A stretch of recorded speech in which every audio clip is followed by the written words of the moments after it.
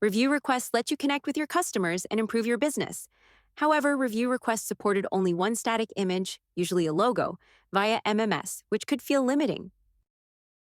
With this update, users can now dynamically upload and send images. Let's check how to use it. Head to the Overview tab inside the Reputation section and click Send Review Request. Select the contact you'll be sending the review request to. Select your sending modes. To include images, you must pick email or SMS. Click Upload Photos to attach up to 5 images from your desktop. This lets you create review requests with visual appeal that help you personalize your reach, improve response rates, and subtly guide your customers' review topics.